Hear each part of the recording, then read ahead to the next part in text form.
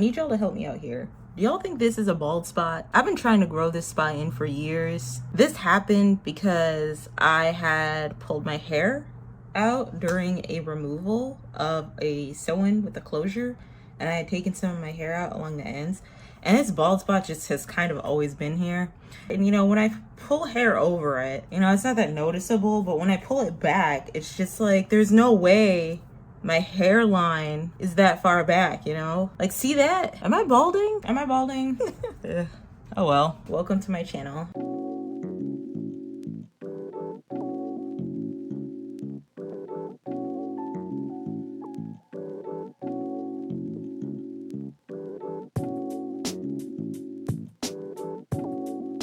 Oh my god, my hair is so fuzzy. A part of me wants to put on a scarf to keep it from looking so fuzzy, but it's okay. I'm gonna be putting on a wig later on today. But welcome guys. Welcome to my channel. Howdy, how are you guys doing today? For those of y'all who don't know, my name is Exis and this is my channel, Exis Does. Yay. And for those of y'all who are asking, hey Exis, what do you do on this channel? It is somewhere in between what it do, commentary, and my best. Yes, I'm always very good, exceptionally good at doing my best.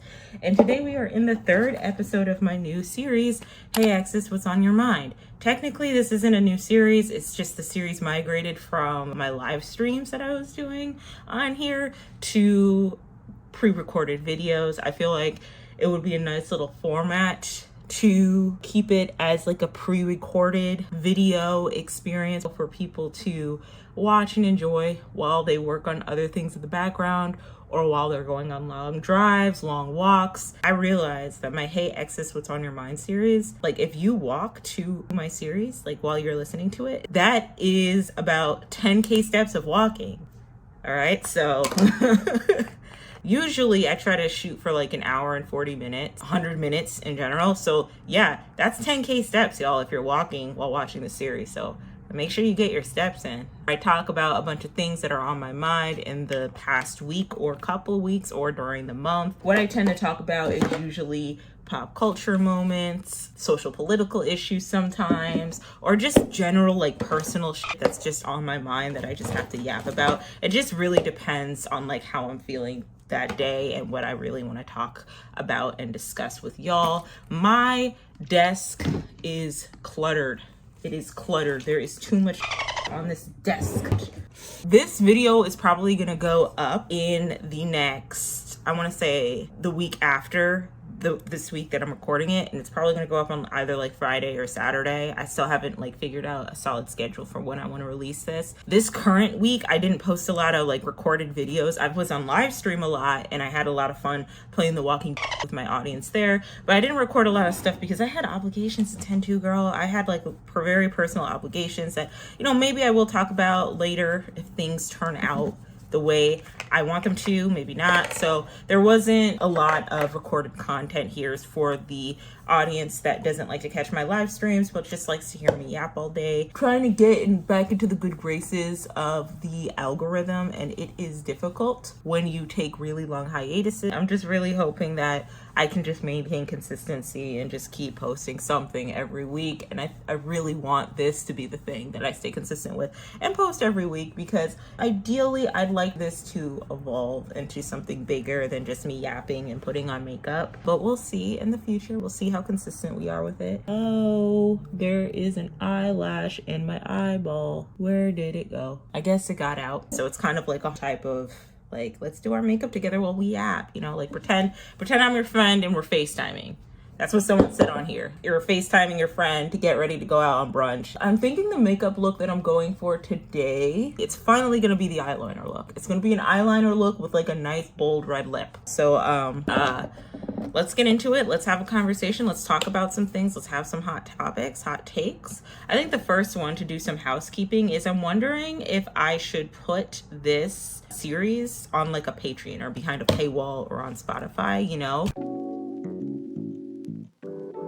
Ideally, I'd love for this to turn into like a little podcast, but of course podcasts are like super official. The noise is super like clear and crisp. They have like the microphones coming in, the mic stands and all that, and they're like in a studio, and they yap from anywhere between like an hour to like 3 to 4 hours. I really want to make this something like a lot bigger than what it is. I'd like it to be a series where, you know, we have seasons and episodes that people can marathon. You know, if I want to take this seriously, I want to figure out how I can potentially monetize this and where else I can put this on the internet. And right now, Spotify and Patreon seem like the ideal places. Spotify seems a lot more accessible, though I have some issues with Spotify a little bit. I'm not gonna lie to you guys. I don't really like the bot streaming aspect of Spotify, and we'll get into that later on in the video. I don't like how they've been utilizing their money and who they've been spending their money on, or who they've been giving their money to in regards to like military funds and whatnot. I feel like when you're working towards being a full-time content creator, it's always this weird dance between your like morality versus like your livelihood and like what you're willing to do in order to have the luxury of doing this full time, but then making sure you're not compromising your morals in the same breath. So I don't know. We're gonna have to figure out what I am going to do when it comes to like posting this somewhere else. Also, I really want to showcase the uncensored version of this series, because I cuss a lot, and I'm sorry, but like that's just what I do, okay? And I find myself having to like put the little SpongeBob dolphin noise after every single swear word that I do, and it gets really annoying. And you know, maybe someone in my audience might want to see the uncensored version, you know? It really depends on like what I'm doing and what I'm interested in doing with this series and where I want to take it. But I don't know, that is something that's on my mind in regards to how I want to spread the awareness of this series. So yeah, that's in the pipeline. And I might put this on Patreon behind a paywall just for people to support. Might put this on Spotify, I'm not sure.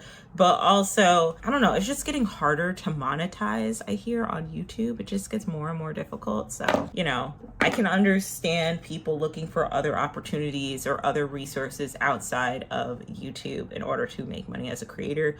Ideally, putting this like on a website, like my own website, behind a paywall would probably be way more ideal than putting it on like a platform with a paywall, in my humblest opinion, because the money goes directly to me. There's no middleman, none of that. So I have to look into that as well. That might be a more ideal scenario, because I think a lot of people forget that a lot of these platforms where you can post your content on for free and then potentially make money from it and create like a full-time career out of it, that doesn't necessarily grant you the financial security that you think that you'll get. You know what I mean? Well, and to expand on that, for example, if you make all your money on YouTube ad revenue, which I hear is impossible to do now, but say that's what you do, and then YouTube shuts down one day and it's just like, I'm sorry, but we can't post any more YouTube videos, like you're gonna have to find another platform. If that's a significant chunk of your money and your income, you're basically screwed, and you have no control over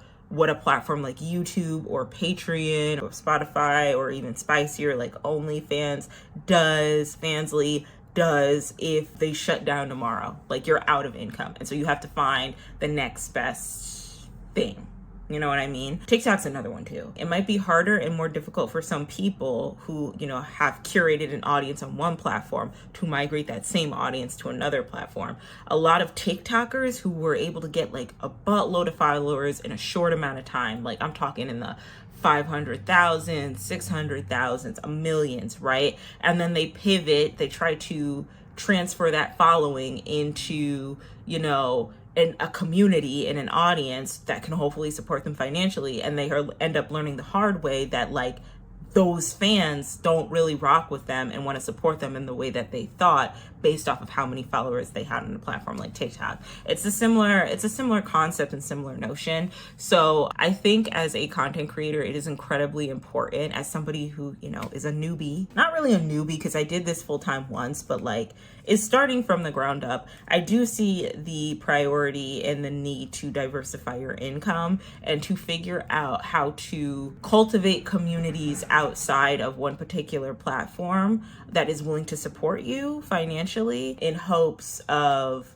like, if all the platforms shut down that are allowing you to create content, you know, and make money off of it, right? Then you can eventually take that whole following and have them support something else, like maybe a digital product that you have, or I don't know, or like maybe on a membership website.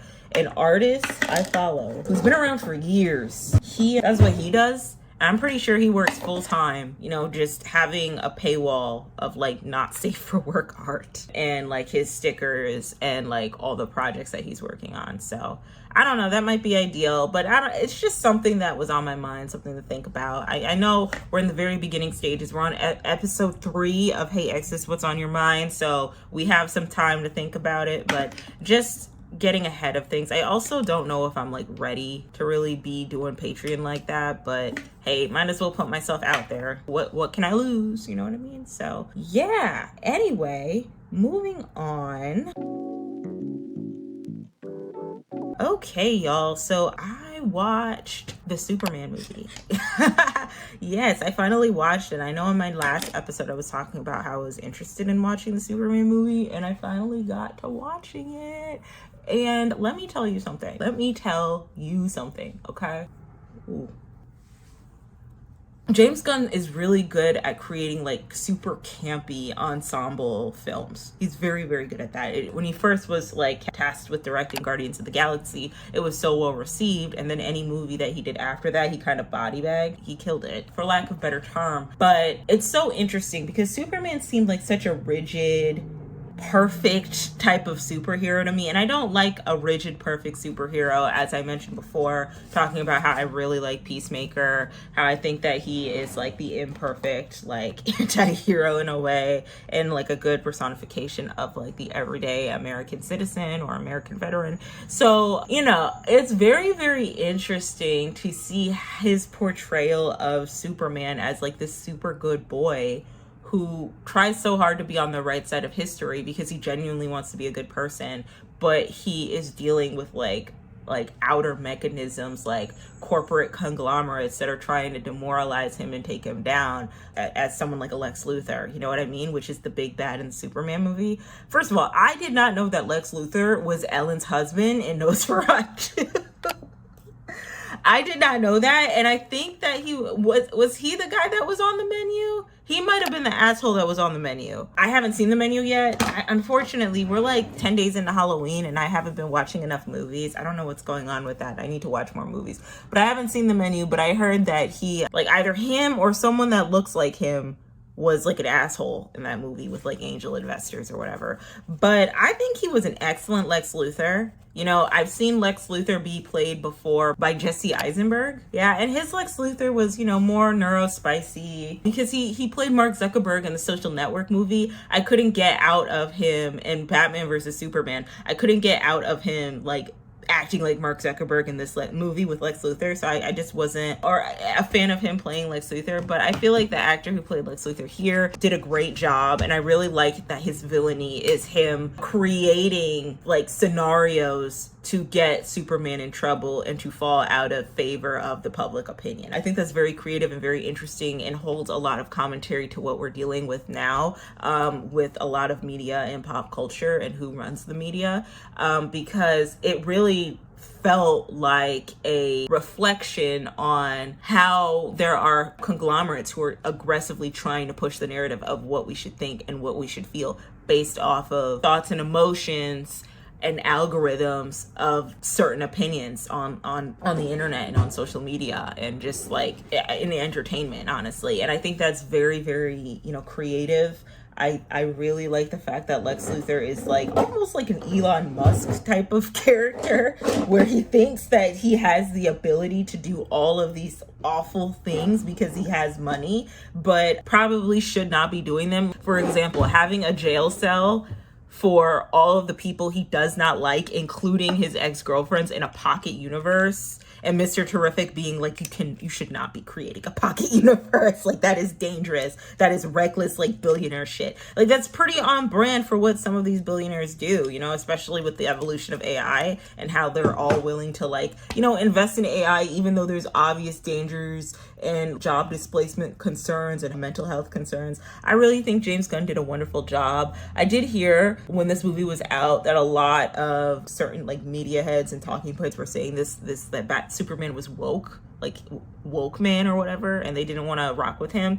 And that makes sense why they would say that, because James Gunn's, the whole point of Superman wasn't just that Superman was like a good boy do-gooder that was trying to do the right thing the right way. The whole point of the Superman movie was to make a commentary on like a lot of these conglomerates trying to manipulate public opinion and sway people away from individuals who actually mean well and who actually want to do good and align with awful people in power and awful parties for the sake of just because, you know what I mean? Because they want to make money, because they want power, they want wealth. So I can see why a lot of like certain sides would push the agenda that Superman was like woke man or whatever. But really, I think it was very creative and well done. It was fun. I like the way the angles in the movie, like the camera angles in the movie and the cinematography was shot. I thought that was very interesting. I want to figure out and delve into why James Gunn decided to do like super close-up shots of some people. Like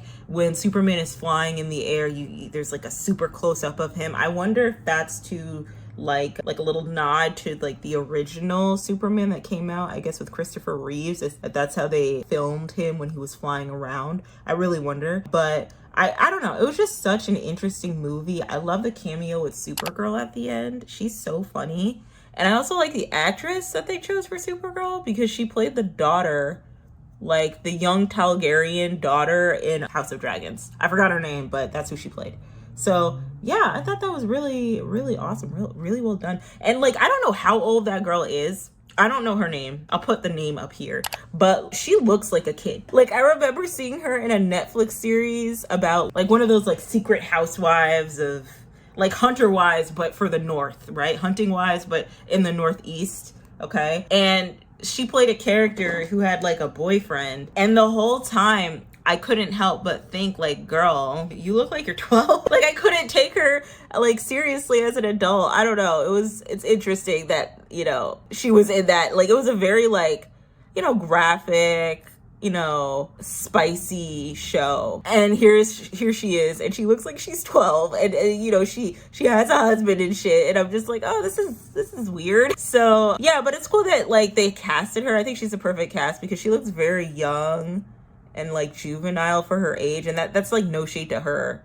Like, she's probably gonna age like fine wine. Like, she's gonna be like 50 and look like she's 20, but like she looks very young for her age. I'm excited to see what that's gonna look like, and I hope James Gunn directs that movie or has some contribution to that movie as well. And I'm excited to see how he fleshes out other characters in the DCU, because he said that he's not trying to do the Justice League, which I wish he did. I really want him to do the Justice League, but he's like, no, I don't want to do it. So it's fine. But Supergirl's gonna be in it. Jason Momoa is gonna play Lobo is so hot to me, like dead ass, all the way my type. And Jason Momoa is also hot to me, so I'm excited for that. But it's gonna be interesting to see how the DCU evolves with James Gunn's work. It's Friday, so me and my partner watch the Peacemaker series, and it's the last episode, so I'm excited to see how the series ends. Yeah, great job, James Gunn. Great work. Kudos to him. So definitely watch the Superman movie and get into the newer DC films and media that is out right now that James Gunn has directed. Next topic. Okay, so I mentioned a few episodes back that I was on a diet, right? So trigger warning, whoa. Trigger warning, we're gonna be talking about like dieting, healthy eating, health and wellness, health and fitness. So if that makes you uncomfortable, feel free to skip to this timestamp. I just want to make sure people are okay enough to have this conversation. I don't want to trigger any EDs or anything. So yeah, I've been on a diet lately. I'm trying to change my eating habits for the better. As I'm getting older, I'm not getting any younger. And I am realizing that it is very, very, very important to prioritize health and wellness. So it will help significantly in the long run when you're like 50 or 60, so that you don't have to go on medications for high blood pressure, diabetes, or whatever else is going on. If you have a big surgery, you'll heal a lot faster because you've been eating healthy. I'm pretty sure there was a back surgeon who talked about that on YouTube. Dr. Gooby and Friends, I think it's just, but he talked about how out of all of his years doing surgery, the people who thrived the most after back surgery were the ones who already had healthy lifestyles and were eating healthy. And the people who still had ailments and still had issues were the individuals who did not have a healthy diet. And so that kind of was a catalyst to start for me to eat healthier and prioritize a healthier lifestyle. And all this year, I've had a big struggle with trying to eat healthy and trying to keep my diet consistent. I have a really bad Uber Eats addiction. I'm willing to admit it. And I wanted to cut that Uber Eats addiction out because, again, you don't know what type of additives and trans fats and, extra things that they're putting in those foods to make the food taste the way it does, to make the food taste better. So there was that issue. And I also saw it trickle into work from time to time because it was hard for me to focus. I experienced a lot of brain fog. I was having a lot of difficulty not eating home cooked, healthier meals. So I decided to go on this little diet, mostly because I wanted to decrease my intake in sugar and just live healthier and support my body internally. As I went through this diet and as I'm going through it now, I'm realizing that the number one priority, a lot of the things that you want, especially if you're more into beauty and whatnot, when it comes to clear skin and, hair health, hair growth, all of that, is having a healthy lifestyle, having a healthy diet. Exercise and diet is going to be a big one. And I'm realizing that now in real time, the benefits of prioritizing a good diet, you know what I mean? And I'm also getting to the point where I can't have sugary foods anymore or high fat, oily foods anymore. I'm too observant now. When I don't have a lot of sugar, my face isn't as bloated anymore, right? And then I'm also...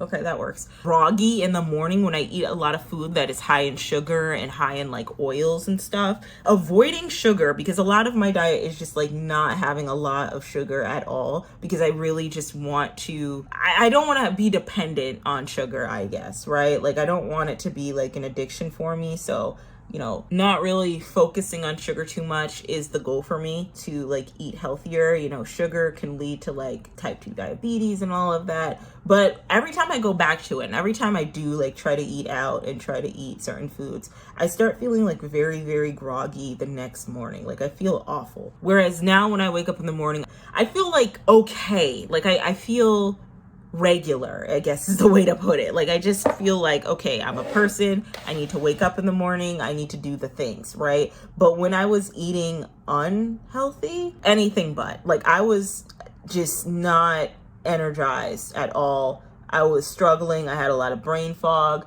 It would be hard to get myself up in the morning to function. And I think I started to realize this eyebrow looks awful. Hold on. We're going to clean it up. But sugar really do be slowing you down, low-key. It be slowing you down. It tastes great. It tastes amazing. And I'm not out here saying that you need to stop eating sugar and cut cold turkey. No, you're human. You're not going to be able to do that. But what I am saying is that, sugar as a food additive, as a seasoning, a sweetener and all of that, it really does slow you down a lot. It does. And high sodium can slow you down too. And I don't know. It's just really unfortunate to realize that there's so much food out there that is high in sugar and high in and sodium, especially with the American diet, that it can get to the point where like you're not even operating at your full potential as a person because of how much sugar and how much oils and fats are in like your diet. You know what I mean?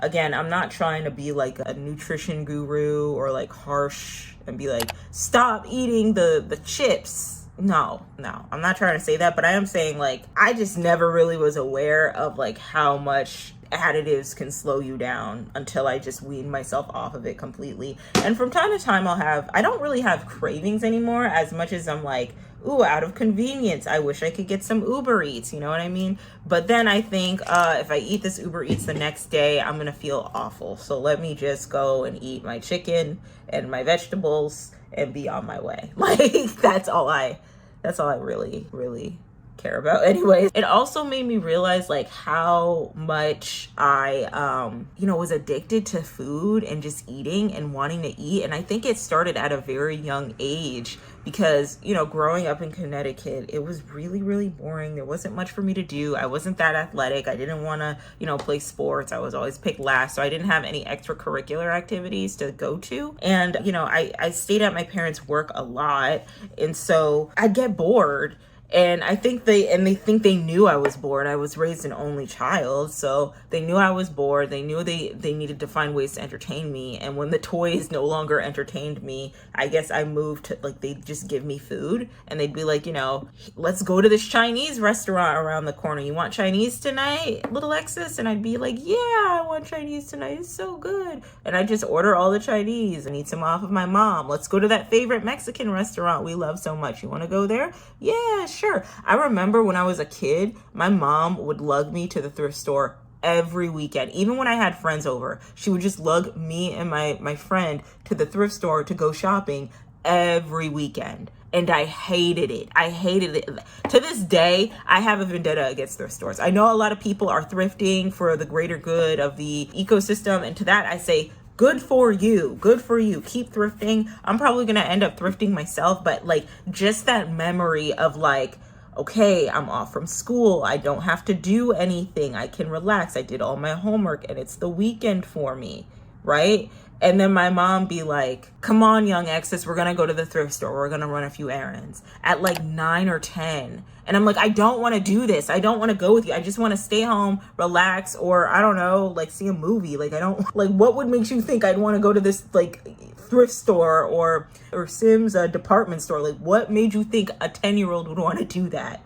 You know what I mean? And so the highlight of going shopping with my mom is stopping for food. And when I tell you there would be Saturdays where my mom would take me out and we wouldn't get back till like 5 or 6 p.m. No.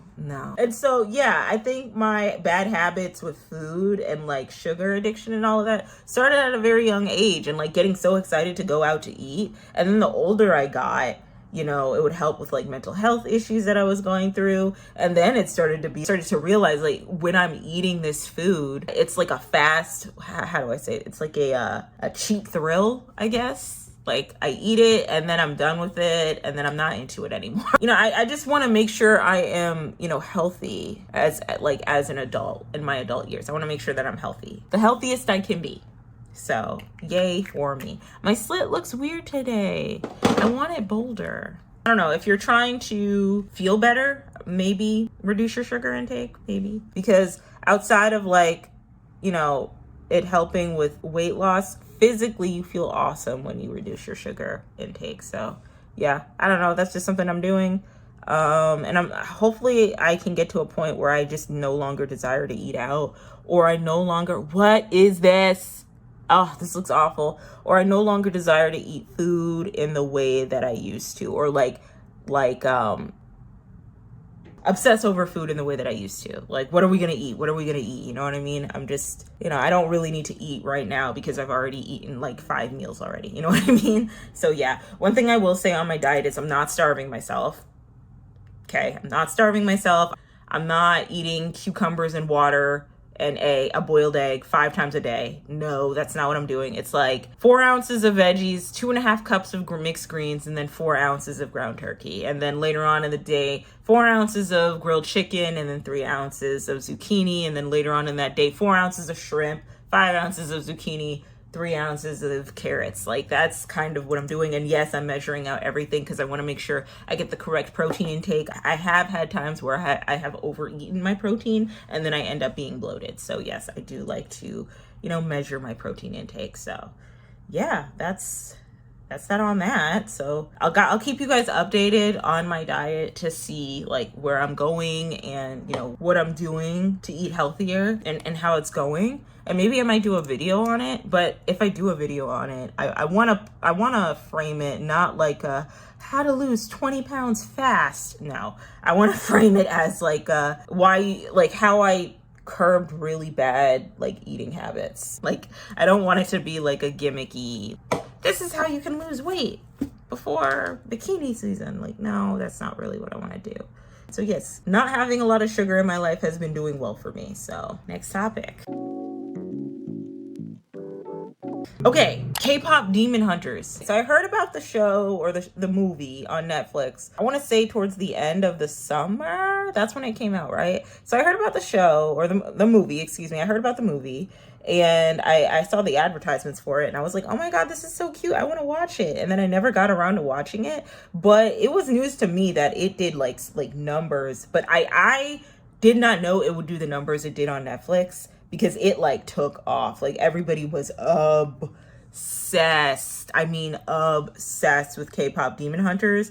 And I didn't really think much of K-pop Demon Hunters until I looked at the Billboard, because I'm a nosy hoe, okay? I'm a nosy hoe. I like to see who's like number one on the Billboard from time to time. But I looked at the Billboard and I saw that Golden was the number one single on the Billboard Hot 100 in America. And I was like, holy shit, this movie must be insane. Like, people love it. I would see fan art from time to time on social media platforms, but I didn't really, this brush is not dry.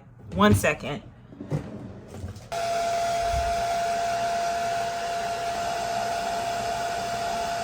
Yeah, but when it was a number one on the Hot Billboard, I was like, oh my God, K-pop Demon Hunters is that girl a little bit. Wait a minute, let me go watch it. So I finally watched it this week. And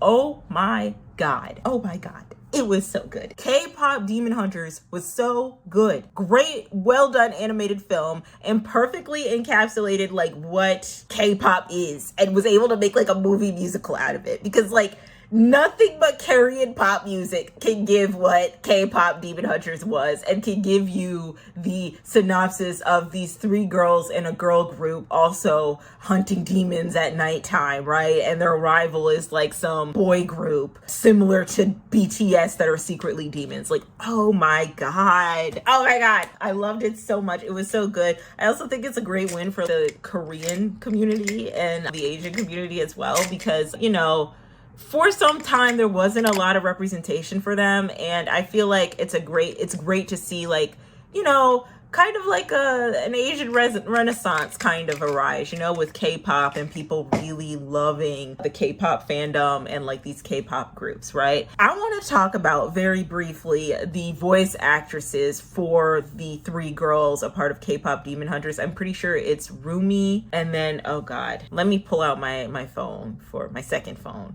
My burner. Okay, so Arden Cho as Rumi. Who did Mei Hong play as Mira? Mira was my favorite. I really liked Mira. And then Ji Young Yu as Zoe. Yes, okay. So one thing I will say about all those girls, they can sing really well. I didn't know they were that good of a singer because, okay, I'm sorry. I've talked about this before, but I've had my qualms with K-pop, right? I've had my concerns with Korean pop music because low-key, they kind of, they a lot of their music is like high-key inspired, in the highest of keys, inspired by like Western pop, R&B, and hip hop music, right? And I can get into the intricacies of like certain aesthetics looking more pleasing and desirable on other races than the races that have originated it, but I'm not yet, all right? We're too early into the episode, but like, oh my God, why don't those K-pop stars sing like those girls did in K-pop Demon Hunter? Those girls were phenomenal. They did such a good job, especially Rumi, the lead. Oh my God. You know what I'd really love? If they just like became a girl group after this, right? Because I have never heard a like Korean pop group like sing in the way that they do. Like they were carrying vocals heavy. And I think it might be because the expectation of K-pop artists is not that they can vocally sing. I guess they give that to the vocalist, but like Quiet as It's Kept, No Tea, No Shade, a lot of like, I'm gonna just be real. A lot of the main vocalists in like those girl groups are not that good. Like, I'm sorry, you know what I mean? Like, they're just not. And it's like, how can they like sing, like actually spend time singing when they're over here like dancing and practicing breath control and all of that? Like, it can get very difficult. And then, you know, starving themselves too to look like an unrealistic beauty standard of Korea, you know what I mean? But like, they need to do a lot more than just sit there and sing. Whereas like the actresses who played and the vocalists who played the characters from K-pop Demon Hunters, you know, they had they could just sit and sing because, you know, Golden is #1 on the Billboard and everybody really likes that song. I love that song, you know? I think that song's really cute. Would I listen to it like often on repeat? No. I've kind of like brushed past my K-pop phase. I feel like every teenager goes through a K-pop phase, except it was a little bit different for me because when I got into K-pop was it Gen 2 or Gen 1? I don't know. I think it was Gen 2. It was when 21 was really popular. I think they're from the same label that made Blackpink a thing. Yeah. So when I was into K-pop, it was in the early 2010s, late 2000s. Girl, nobody was rocking with K-pop back then in America, in the States. Not even when I was in college. Like, the fandom of K-pop right now is like a very new, within the last decade or so phenomenon. Like, I'm talking like late 2010, mid 2020s type of situation. You know what I mean? Which I think is great because I actually really did like K-pop at one point. It's just like I outgrew it, you know? And then I started asking questions, and then some of my friends in college were like, didn't Usher do that like in the 90s? And I was like, what it is and what it does and its willingness to reach out and work with, you know, Western pop artists and Western like artists in general and Western rappers. Like, I think that's dope. I still like Korean pop music to an extent. I especially love it when I'm eating Korean barbecue. That sounds bigoted. Out of context, I don't know. It's just the vibe. It's just the vibe. You know what I mean? So like drinking some soju and eating Korean barbecue and listening to Twice in the background. I know they're not a K-pop group, but they have like K-pop roots, right? Like they're rooted in like K-pop aesthetics, but I love Cat's Eye Down. Even though I don't listen to their music, I love them down. I love everything that they represent. I love them down. I think they're the cutest thing ever. Oh my God. Again, another hyperfixation I'd have if I was 14 years old. Manon and Laura, I would have so many fan cans of them and fangirl about them 24/7 online. I love Cat's Eye. I know they're not really a K-pop group, like I said, they're multicultural, but like the label that owns them owns a lot of other K-pop groups, so they have a lot of like roots in Korean pop music. And the Cat's Eye girls be dancing so well.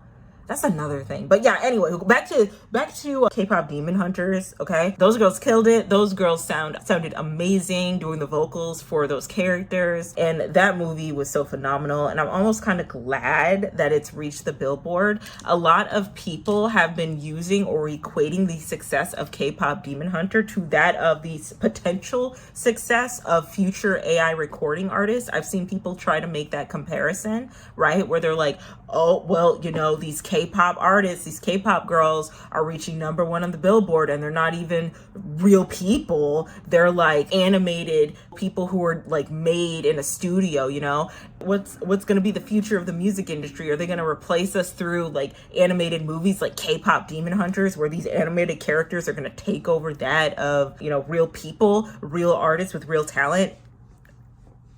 Bullshit argument, and I'm gonna tell you why, okay? Because #1, K-pop Demon Hunters was an animated film with a team of animators and artists that helped create the vision and create the characters and the storyline for a movie, right? And this isn't anything new. Gorillaz is the same thing. Another reason why is because the actual singers from K-pop Demon Hunters are actual human beings. The reason why I am convinced that AI record labels and AI influencers and content creators probably won't go as far as I think a lot of these conglomerates want them to, even though they're going to try and push it down our throat. The reason why is, one, they don't look like animated characters, like cutesy wootsy anime type characters in the way that K-pop Demon Hunters characters did, right? They look like real people. And when you can kind of see AI human images and videos look very uncanny valley, all right? And like a regular human can like pinpoint the person in this video isn't blinking all the way. What is with that? Or they're not blinking a lot, or like I can see that they have an extra digit of fingers. Like the average human being should be able to see and pick out when they are looking at an AI generated image versus when they're looking at an actual human. There are certain things that actual humans do, that actual humans know how to communicate, like cadences in the way that they talk, that I just don't think AI is going to be able to accomplish for a minute. And if they do, I feel like humans will get smarter and realize like, oh, that's an artificial intelligence. Because there was an R&B pop artist that a record label was trying to sign that sounds like a great value K Michelle, and a lot of the R&B artists came out and said, this is up, I don't agree with this, why are they using AI, like this isn't okay, right? And I looked at the pop artist, the R&B pop artist, and she looked very uncanny valley. Like at that point, I much rather listen to Kalani or SZA than like an AI version of them. Like, hello, that's weird, you know? So I don't think that them introducing an animated film made by actual human people with actual humans voicing the characters is going to be an indicator of us being okay with AI artists, AI musicians, AI content creators, and all of that. I don't think that's going to be an indicator. I think that we are appreciating a collaborative effort coming from a team of animators, a team of artists and developers and creatives, and then a team of vocalists and voice actors who made something very beautiful. So yeah, I love K-pop Demon Hunters. I hope they come out with a second movie. I really do. I hope they come out with like a little series and they do all the merch. I love that they're sitting on the Billboard Top 100 because I love animated bands. And also in the whole argument of like K-pop Demon Hunters is the indicator of like AI artists and AI taking over. Why haven't y'all clocked the same T with Gorillaz? Because Gorillaz been out for a hot minute, all right? They make phenomenal music and nobody gives the same energy towards Gorillaz. Why? Because there's real people behind Gorillaz. There's like a vision behind Gorillaz. It's not a computer generating sounds. Like, how can a computer generate the energy, the cadence, the lyricism, and the musicality of something like a Gorillaz? You know what I mean? It's the same thing. So can that argument. Weird. But yeah, love me some K-pop Demon Hunters. Love it down. Can't wait to see how it evolves. Yeah, can't wait to watch the second movie or if they come out with a series.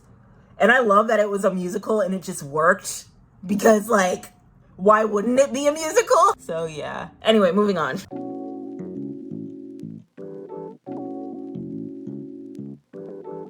Natural hair, okay? So let's talk about it, okay? Because once upon a time, a long time ago, I went somewhat viral for a video clocking the natural hair community and like all the discrepancies I had with said community. And it got a lot of traction, but I decided earlier this week actually that I don't align with a lot of the things that I was saying. Maybe I decided on Sunday. Yeah, so I took that video down. I took my most viral video that had like 23K views. I took it down because I just don't agree with it anymore. I don't agree with what I was saying. I don't agree with my intentions. Like I just, and the reason why is because I've learned over the past couple of years how to like really take care of my hair and how to prioritize hair health. And it's also why I like 100% preach that if you are trying to, you know, start a natural hair care journey or trying to start a hair care journey, however your hair looks, natural, relaxed, straightened, I don't know, you want to prioritize your diet first because whatever is happening within is going to reflect on the outside. So if you're not having enough iron or you're deficient in vitamin D, your hair is probably going to be falling out by the clumps. Not because you're doing a hair growth strategy incorrectly. No, but because you're deficient in iron, love. Like you're deficient in that, and that contributes to hair growth. So your hair is going to fall out by the clumps. Go see a doctor, do a blood panel, figure out what you're deficient in, supplement yourself, or just eat vegetables. Eat vegetables, eat more vegetables, eat more protein, all right? And then start the hair journey, okay? But yeah. That's always been my mantra because I noticed that a lot of natural hair girlies don't really, when they talk about how they got their hair to waist length, they don't start with, well, I made sure my diet was in check. You notice that? Like, a lot of them never really started with that. They never were really like, yeah, in order for me to get to waist length hair, I had to sit with myself and check, hey, how is that diet looking like? Is my diet doing what it needs to? Okay? Is my diet tea? Because if it's not tea, then I'm not going to have the hair results that I want, right? Like, a lot of them don't do that. They start with, oh, well, I used fenugreek and chibi and Vedic oils and scalp massages, and then my hair grew long. And it's like, me too. My hair is still falling out by the clumps and my pores are clogged. So not only do I have no hair, but my skin is also breaking out. So like, what is the real tea, sis? What is it? Good diet, all right? That's what I'm always going to tell you, all right? 2 years from now, my hair is at 30 inches, and I do a whole video about how I got my hair from shoulder length to 30 inches long, okay? The first thing I'm gonna start with is diet. The first thing I'm gonna tell everybody is check that diet, get that blood work done, check to see what you're deficient in. That's the first thing I'm gonna tell people, okay? Internally needs to be okay so that the external can grow at its optimum, all right? That's the first thing I'm gonna say. Check that diet. Don't buy that oil. Don't buy that product. Don't start a new technique, new trend, new fad. Check that diet. That's the first thing I'm going to do. All right. And I say all that to say, in regards to trends, these natural hair trends are really ridiculous. And I thought at some point we would be over the natural hair trends and things would level out where we would just understand that the best way to grow healthy hair and retain length is the basics. Like, I'm talking super basic, like hair grease, low manipulative hairstyles, tucking your ends under, washing your hair every 2 weeks, 4 6 weeks, like however comfortable you feel, and then going about your day. Like, I thought we were gonna just really pinpoint it to like that, right? Unfortunately, no. And unfortunately, we still have hair trends that are out here, misinformed hair trends that people are trying and pushing out into the mainstream, out into the public in order to, you know, unfortunately create false promises in individuals. I'd say the hair trends that I've seen in the natural hair movement as of recent, over the past years or so, big one when I was younger is the inversion method, where you flip your hair over, like you hang your hair over the chair or a couch or a bed for like 10 to 15 minutes at a time, and then you pull your head up, and that's supposed to stimulate hair growth, and you're supposed to grow an inch of hair a week. Yeah, that didn't work out for me. And you would have to do that like every day or every other day. That did not work out for me. My hair did not grow out, and my hair still fell out by the clumps. Okay, so then the next trend was Jamaican black castor oils and just using hair growth oils. Yeah. And to an extent, some people will say, no, hair growth oil worked for me. And that's good. That's great. It just did not work for me at all. And I don't think it works for most people if you don't know how to take care of your hair. You know what I mean? As of recently, the latest trend in the past 5 or so years has been that rosemary mint oil that Mael came out with, which I heard works very well until they got into that controversy that apparently was a lie. I think they were lying. The person who tried to smear Mael Organics, okay, that natural hair care line, it came out that they were actually paid lie on their products. But I also heard that people also did have like chemical burns for the Mael rosemary peppermint oil. And I really do think it's because you probably should not be slathering that oil on every other night, low-key. You know, like I do. With all that peppermint and all those herbs and stuff, maybe it's like a hot oil treatment on wash day, or maybe it's like 2 to 3 times a week type of situation, but not every night, and not as much as people be doing, like dousing their fingers in oil, or like just taking the nozzle and just, you know what I mean? Just maybe you should not be doing that, right? But the most recent hair trend that had come out that, you know, I unfortunately fell for the okie doke for. I'm not perfect. I still be falling for hair trends. I'm doing better. But it was the lady who came out with the 2.5 hour scalp massage trend on social media. Yeah, the 2.5 hour long scalp massages. So if you guys don't know about that trend, I'll just explain it very briefly. A girly pop here in the social media space went on TikTok and used her credentials of over 10 years of science experience, including a graduate at UConn, University of Connecticut. It included her years of experience along with her attending a college preparatory private Catholic high school. So already advertising herself as like a subject matter expert that is pushing herself or presenting herself in a way that like knows what she's talking about, right? And she had came onto the internet and spoke about how her findings had showed that if you massage your scalp for 2.5 hours every single day, you can reach mid-length or tailbone length hair within 1.5 years. And those who do this challenge, it's not for the weak, right? This is for the people who really want to grow their hair super long in a short amount of time. I believe she was making allegations that this could help with people who have traction alopecia, who suffer with hair loss in the past, which already we're in very bad territory, whether we know it or not, when we're putting out false claims of like what, like it can help cure certain diseases that people have or certain afflictions that people have. Already we are in very, very bad territory. But you know, this became a trend. It went viral and some people tried it, some people didn't. But what I did notice is that quite a few trichologists and like cosmetologists and, you know, just hair scientists, hair experts that had a little bit more experience at or outside of the 5 or 6 years the person had spent graduating with a science degree or chemistry courses at a university as an undergrad for an undergrad program, and then the 4 years of experience attending a college preparatory private Catholic school, right? You know, they all came out and said, don't do this. This is not a good idea. This is actually counterproductive. This can actually cause more harm than good. You can massage your scalp for maybe like at most 10 to 15 or 20 minutes a day, but anything exceeding that, your hair it's not going to do well for your scalp. You're going to cause irritation. Please don't do this. Apparently the creator had blocked these people, right? And had also alluded to like, you know, the hair products that they had came up with and the hair products they created, which I'm all here for, you know, young Black women going in and getting their bag and, you know, starting entrepreneurship. I'm here for that.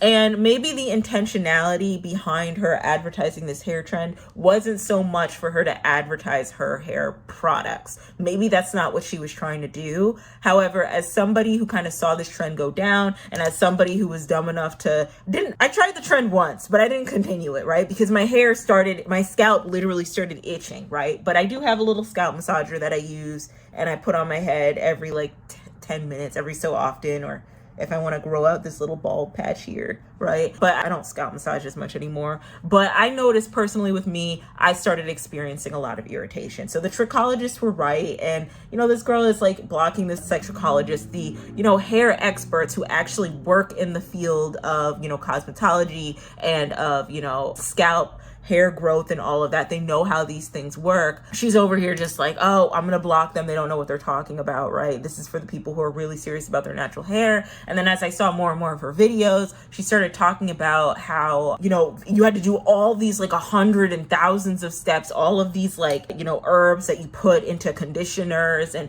all of these like hair washing techniques and whatnot. And you have to follow all of these steps. And it just seemed very complex and very, very complicated, right? Eventually, the subject matter experts in hair growth, in hair, and in science, like clocked her enough for her to go on live and address them, to which she had said, I guess, like recanted on a lot of statements and had said that, you know, while I don't have like clear contextual evidence of this claim being true, right? Because even on her own hair, her hair hadn't grown to tailbone length or mid-back length or wherever it needed to grow. It didn't grow past like 25 inches, right? She was still making these claims that this could work. And so then she recanted everything and said, oh, well, I never really said all that. I didn't mean to say all that. We have to do a peer review. We have to see if this works. We have to collect data. We have to collect information and all of this nonsense, right? All of this extra fluff, okay? Time someone would say something, they'd either get clocked by her or her fans. And this all happened in the span of like 4 months. Like this happened like 4 months ago, because after I saw the trend going around on TikTok and I like tried it once myself and I realized it was giving me a lot of irritation, I was like, okay, that's it. I don't want to do this anymore. I'm good. And then I just kind of left it alone and it like fell out of my algorithm. But there were some people on TikTok that said, made a really good point that, making baseless claims that this can cure y'all's traction alopecia or ailments that you really should go to a trichologist or a doctor, a physician about to help figure out a way how to curb the issues that you are having is harmful. It's very, very harmful and predatory in a way, right? And like I said, the creator of the trend came out and basically said, I wasn't trying to be predatory. I wasn't trying to do all these things. I don't have to prove my credentials to you guys. I have all of this experience. And even though I don't have evidence for this claim working, for the 2-hour scalp massages working within a year or so, I'm looking to you guys to do a peer review. I'm looking to you guys to proving that my hypothesis is true, right? Which I don't have a science degree, right? I went to art school, girl, but I don't think in the scientific method, in order for you to fully encapsulate the research and data of an experiment, you leave it to your audience as test subjects. I think you have to come with that information first before you make those claims to your audience, right? Your audience can't be test subject, more or less, right? The whole trend fizzled out, and that was a trend that was kind of left in the dust. And here's the thing, this is what I really want to talk about real quickly.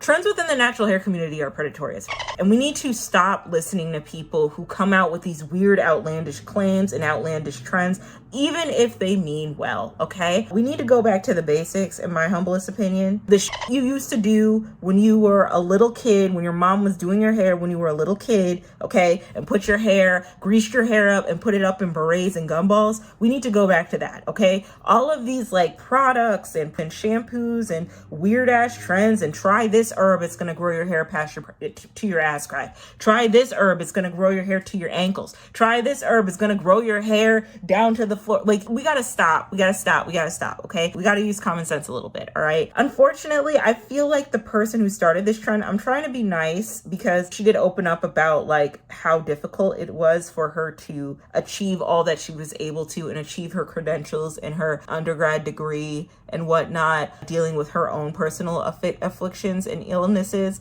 And so I really want to, did I mess that up? Now my eyebrows look like caterpillars. It's okay. I'm going to dial it back. I promise. They look like caterpillars. Oh my God. Even though she didn't seem like she was trying to scam her audience or spread misinformation, unfortunately, with you presenting yourself as a subject matter expert, I have all of these credentials and all of this experience and all of this knowledge, and you're running all of your examples or your evidence of your claims off of more or less the evidence of trust me, bro, no factual or contextual evidence that this has actually worked before. Unfortunately, you do position yourself as being a scammer or having those scamming tendencies, and you do tend to fall out of favor of public opinion, all right, or public viewpoint, okay? And I think people need to be very careful with that, even if they mean well, even if they're trying to help women have the most optimal hair growth, length retention, or whatever, because I could tell this young lady, she wasn't trying to scam, but eventually it felt like a scam. It felt like misinformation. It felt like we were talking, when she was on that live, because I finally got around to seeing the live of what happened, felt like she was low-key talking around circles, with all due respect and love. And then this is where I clock the audience, okay? Because common sense needs to come into play, all right? I remember I watched African Hair Gods commentary, and actually I think my stylist called into his show when he was talking about this whole situation, and she said something about common sense and people not really using common sense when addressing whether or not they should they should consider these claims true or not, right? Okay, so let's talk about it, okay? Because something she said that I absolutely agreed with is that while this creator is talking about this 2-hour scalp massage being the be all and end all, and to help rapidly increase hair growth and to help cure traction alopecia, no hair expert, trichologist, scientist with more credentials, okay, came out and said and co-signed that what she was saying was factually correct. None of them did. As a matter of fact, some licensed cosmetologists, some hair experts, some hair scientists, they all came out and said, no, this isn't going to work. You do this, you're going to cause irritation to your scalp. It's going to have the reverse effects. Please do not do that.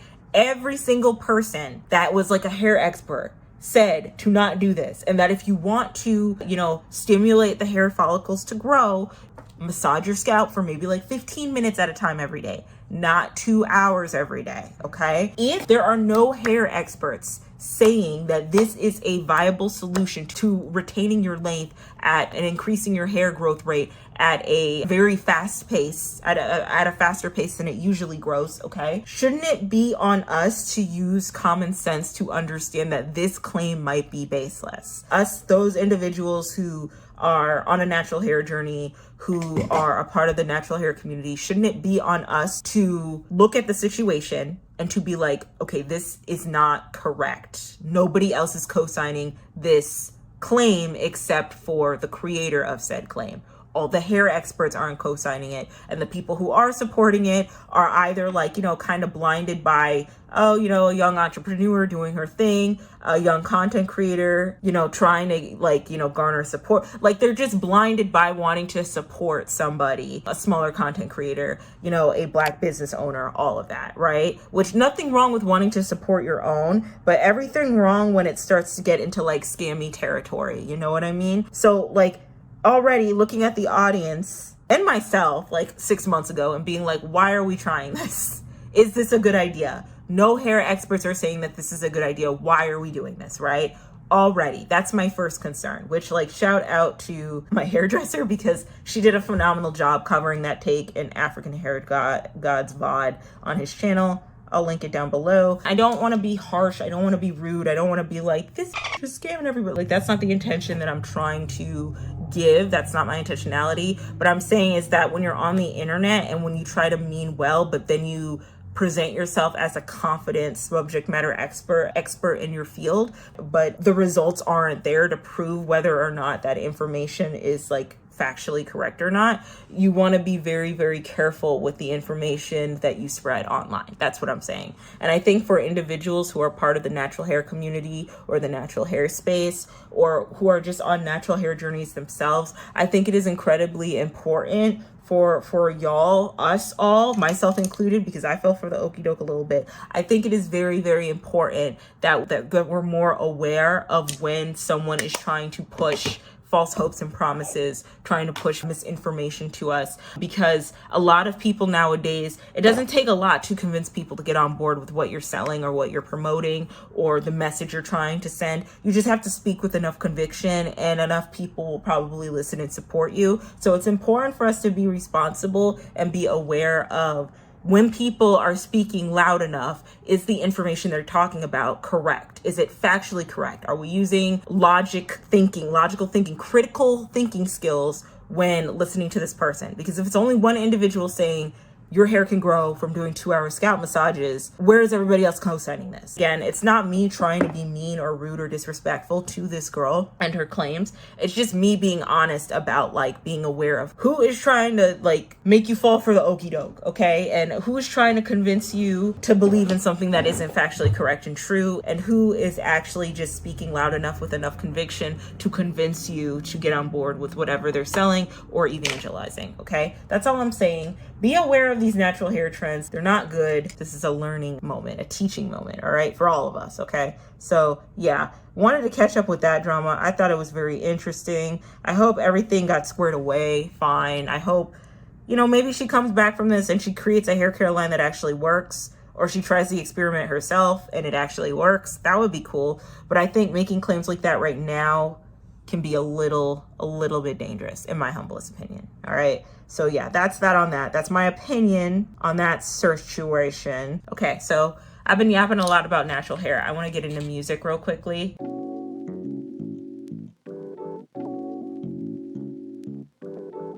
Taylor Swift needs the You're Not Like Us treatment. She needs the Drake treatment. I'm sorry. I'm so sorry. I'm tired. I'm glad everyone's waking up because I've been sick and tired of people coddling and making excuses for this woman. All right. She is more adjacent to like the mannerisms of a Drake than she is to the mannerisms of, like, I don't know, America's Next Best Poet, or, you know what I mean? Like, I'm sorry, but I listened to Life of the Showgirl, and honestly, I felt like the album, if it was insisting on itself and if it wasn't taking itself too seriously, I felt like it did that well. But if it was trying to be like a serious, like, oh my God, this is my new era, I'm gonna clap back at all my haters, it's gonna be like some monumental, you know, image or like brand or moment, it's gonna be a monumental era, it's gonna go for the history books, right?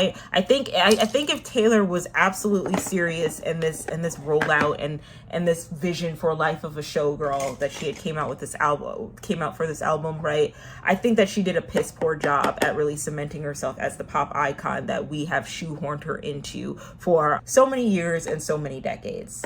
Okay.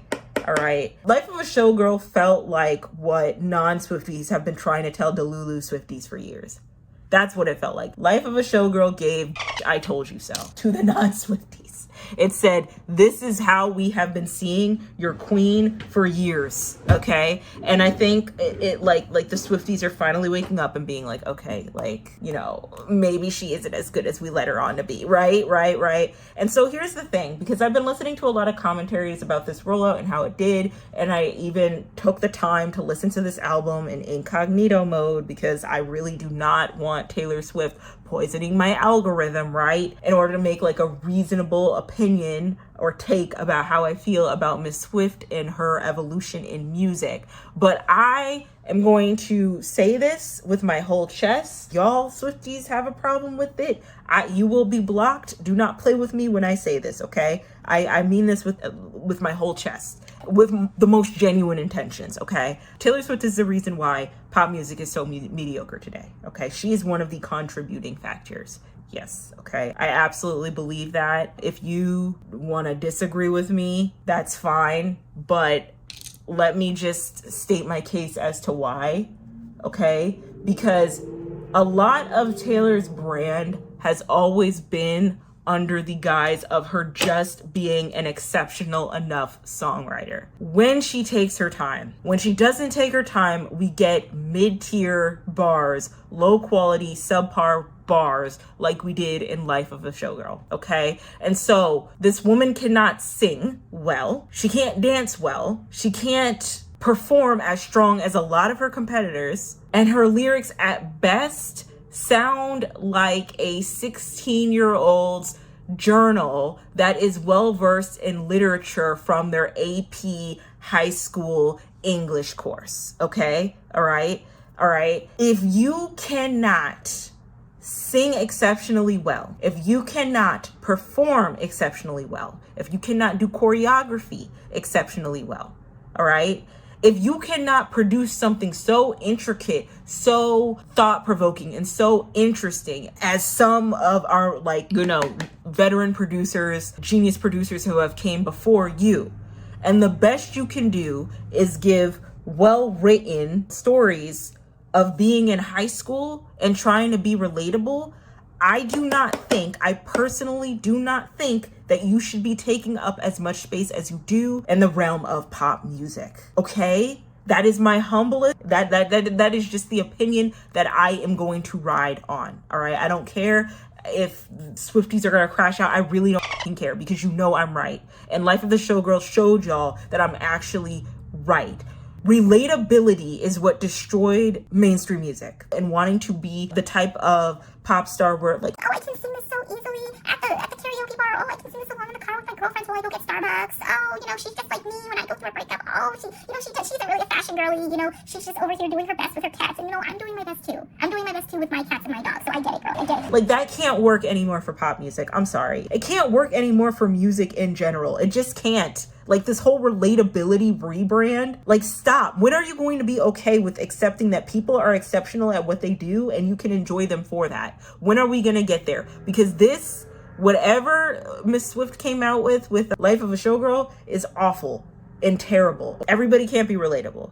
Everybody can't be, oh, she's just like me. You have to be okay with people being better than you and not just like you. You have to, okay? You have to be okay with that, all right? Because this is embarrassing. I have seen so many artists, women of color artists, phenomenal songwriters, phenomenal producers, can also put on a really strong performance, never get their 10s in the way that they deserve to, because they are being replaced or taken up or being challenged by women cosplaying a teenager and riding off of a deranged male rapper from 2008 saying her music video was better than another critically acclaimed amazing artist as well. Miss Swift has been riding off of the innocence and the infancy of that one time Kanye West called her out, and he should not have done that. That was an awful moment. No girl deserves that. But Kanye West calling her out and saying that she didn't have the best music video of all time. Beyonce did. She has been riding on the infancy and the innocence of that since she was 19, 18 years old. And she is pushing 40. She is pushing 40. Not only that, let's talk about another thing. Socially, I don't think Taylor is a girl's girl, yet when it comes to the conversation of who gets to be a girl's girl and who doesn't, right? Sabrina Carpenter is on her knees getting her hair pulled because that's a kink that she likes, not girl's girl behavior, predatory, Lolita, all this other nonsense, right? Okay, sure. But then when are we also going to talk about how Taylor Swift be making jabs at any other pop girl when she is one of the biggest pop girls out here? Why is she punching down at Charlie XCX? Because Charlie XCX came out, was vulnerable, and said, I wish I was just like you, girl, but I can't do it. I'm not that girl, sympathy's a knife, all of like, it's as if Taylor Swift, Regina George, Charlie XCX, and that song Actually Romantic. I really thought it was in Father Figure, but it wasn't. I think Father Figure was a dig at Olivia Rodrigo, but Charlie XCX's Sympathy is a Knife was her talking about how, like, her own insecurities, and you continue to punch down at her and be like, yeah, you are insecure, you called me a boring Barbie, and you're cocked out all the time. Like, girl, what? Like, I'm sorry, this is like mean girl behavior. You do not have to stoop that low. You know what I mean? And then apparently making digs at Travis Kelce's ex. This is where I get intersectional with it, because Taylor has not come to the defense of his ex-girlfriend at all when she was going through all the ridicule online about how she is, an OnlyFans model, how she only cares about his money, she's a gold-digging whore, and that he upgraded and all of this, and like black women, this is why black women are a downgrade, and all of this other nonsense. Taylor didn't say anything. So like, what are you telling your Black Swiftie fans? Because there are Black Swifties. They're out there. What are you telling them by co-signing this behavior and nonsense towards his ex-girlfriend? When you could have said, hey, Swifties, I'm dating this man. He dated this girl. It happened. Please don't send hate to this girl. You're not a real fan of me if you send hate to her. That's not cool. I don't co-sign that behavior. Not only would that showcase that she's actually a girl's girl, low-key, but it would also showcase that, like, she's an ally to her Black Swifties, which she's never proven, yet she gets the, like, excuse after excuse. Let's talk about how Matthew Healy made fun of Ice Spice. He made fun of Ice Spice, I guess, drunk one night. I don't know what happened. Matthew Healy is another one of my problematic faves. I love the 1975. I'm so sorry. But then to do damage control, because at the time Taylor was dating, I guess, Matt Healy, right? She brought Ice Spice onto a Karma remix, and Ice Spice did a horrible job for Collateral just to protect her brand, and then started dating Travis Kelce. Like, girl. And quiet as it's kept, from what I hear, apparently Travis Kelce don't even like white girls like that, which I guess, but like, whatever. That's not surprising. But like, also, even if he did, like, when are y'all gonna wake up and see that this girl isn't like you? She's not relatable. She's damn near a billionaire. She was able to swindle y'all out of like a couple $500, $700, $1,000 tickets for her to fling around in a glittery leotard, sing about breakup love songs from high school out of tune, and do a horrible job in choreography for all her numbers. Like, when are you guys actually gonna realize that Taylor isn't like y'all? That she is in the business of running a brand first over like the actual talent that she might have, and that at the end of the day, her releasing albums and not taking her time is like a cash cow for her. Like, this is how she makes money, because what would have probably been smart for her after the Midnight's era is to settle down, be with Travis Kelce and whatever, and then not release anything after that. Don't release Tortured Poets Department. Tortured Poets Department was awful. Tortured Poets Department actually made me realize that Taylor isn't as good of a songwriter as y'all really want her to be, Because tell me why, but Daddy, I Love Him sounds like a more brooding version of Love Story, like the same format and all of that. Two verses were trying to prove to her dad, oh, but I love him, I need him in my life, please just accept my love for this man, you know what I mean? And then the last verse is, okay, daddy came around. Wow, that's not good songwriting, you know? Like, I'm sorry. And then very quickly, being a good lyricist and being a good songwriter or a good hit maker, in my opinion, are two different things. Eminem is a wonderful lyricist, but when was the last time he had a hit? Like, I feel in the pop music space, I feel like you have to be able to do two things at once. You like, if you're trying to be a songwriter for pop music, you have to write these songs, okay, well enough for them to be catchy enough to be hits.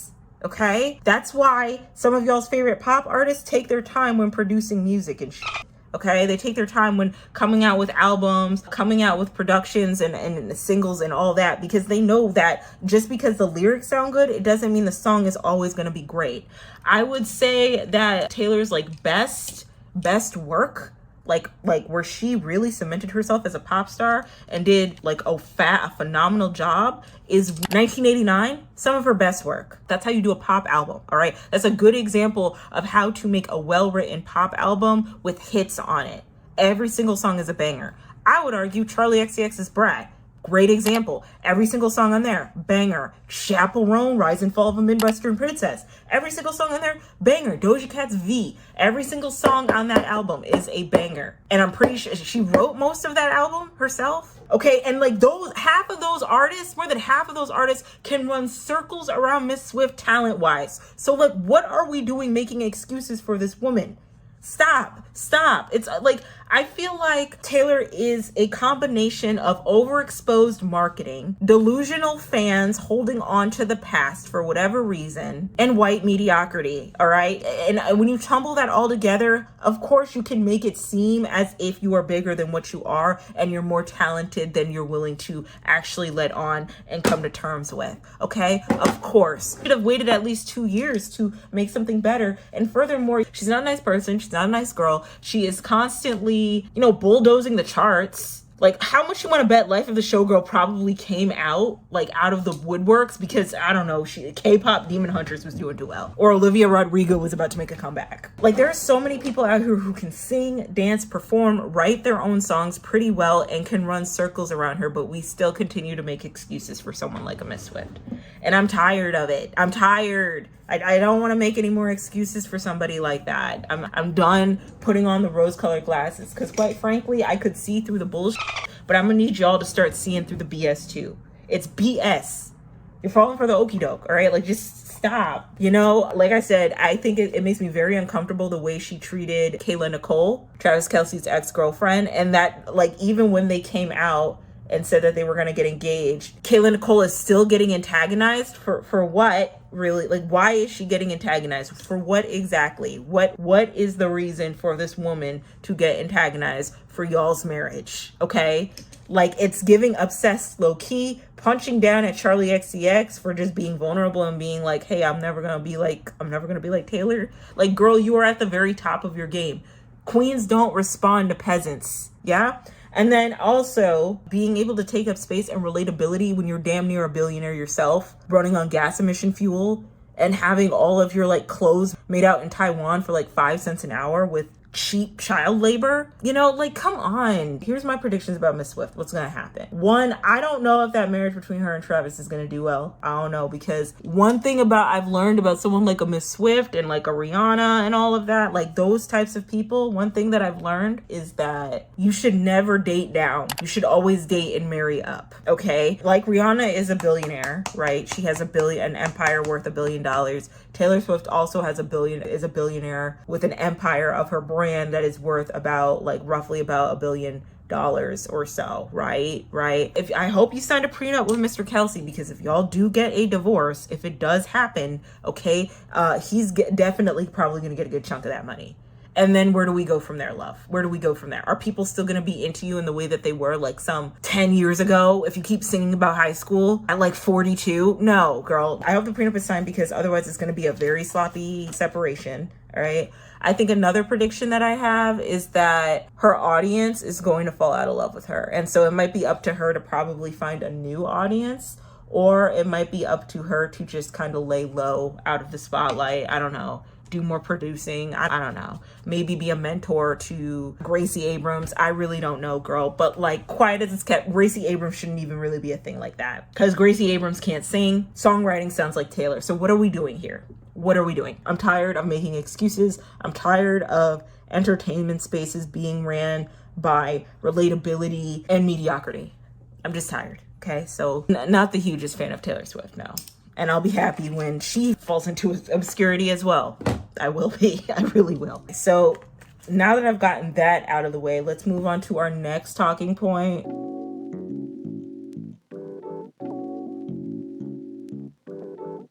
Between Cardi B and Nicki Minaj. Yes. Okay. Honestly, I don't got much to say about the two of them. I really don't. One is skiing down perked up ski slopes, all right? Like that out of her mind, and then the other just keeps getting pregnant. And so these past couple weeks, them doing a back and forth with their rap beef. I know Cardi B released her mixtape or her sophomore album, Am I the Drama, and then proceeded to get into it with Nicki. I think Nicki started it. I don't know. At this point, I don't care who started it. Both women are closer to 40 and 50 than they are closer to 20 and 30. I am tired. All right. I really don't care about what rap beef they have. And honestly, I think what stood out to me the most about the rap beef is that, one, Nicki is still not in the studio. Apparently she's coming out with an album in March, so I'd like to see how that rollout looks and if the music gets any better. Okay, so there's that. But two, Cardi B, I've said it before, but y'all make too many excuses for that lady. She crashed out on Ice Spice for whatever reason. And people like, well, she's not the most perfect person, it's okay. I would have done the same too. Ice Spice is taking her spot. Listen, I don't like Ice Spice worth anything. I really don't. I think that girl has no talent whatsoever. I'm not really a fan of her. I did not like the comments that she made about Doechii and how she treated Cleotrapa. I am not a fan. But here's the thing that I will say, okay? When are we gonna call out the obvious of it's not okay to be crashing out on people that you dislike or you don't get along with? When are we just going to call that out? The amount of excuses we give to someone like a Cardi B for being volatile, whether it's verbally or physically, because she has gotten in fights with some people that she doesn't agree with, needs to be studied. Okay? I just find it funny how POC non-Black women get to carry on and do the same aesthetics that are villainized from unambiguous Black women. I just find that so interesting.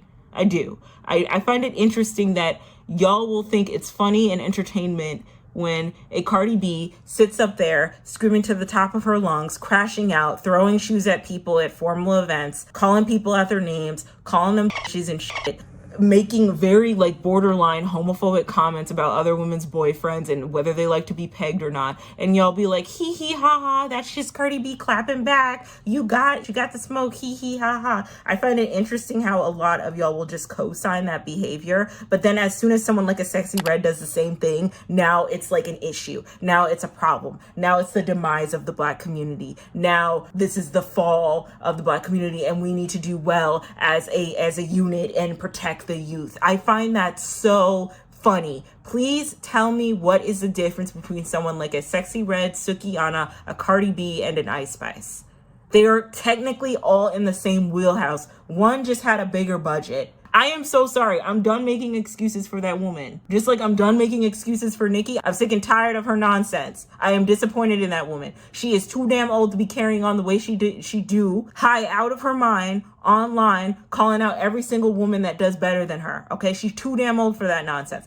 I'm sick and tired of Cardi too. And some of the things I see y'all villainize Black women currently for, with all that carrying on, for some reason you co-sign someone like a Cardi B doing it all the time. Let Sexy Red get up there with Gayle King and say that she's on her fourth baby with her second baby daddy. Let Megan Thee Stallion go to court, make it all these goofy ass meme worthy moments for her rollout, and see how a bunch of men ridicule, insult her, and how women hate on her. Okay, I am tired. I'm sorry. It's getting personal, okay? I am tired for making excuses for people who do the same things that women like me do, women that look like me do, and get celebrated for. And like, oh my God, that's so quirky. That's so unique. I never thought about that. Let me do that, and now I'm villainized. Now I'm loud. Now I'm aggressive. And now I'm angry. Girl, don't play in my face. The amount of time I've heard men fetishize the anger and the rage of someone like a Cardi B, and then in the same breath villainize and call someone ratchet and ghetto for someone who carries the same aesthetics like a Sexy Red or as somebody that looks like me is crazy. Like, I'm tired. I'm f***ing tired. I'll be happy when the excuses are no more and when we can have an honest heart-to-heart about why we keep co-signing this behavior, okay? Like, seriously, real talk. Because it gets personal for me when I've been policed my whole life of how to act, how to talk, how to present myself in the world to make sure I am more digestible for people. And then women like her get to do whatever the they want and not get villainized in any way, shape, or form.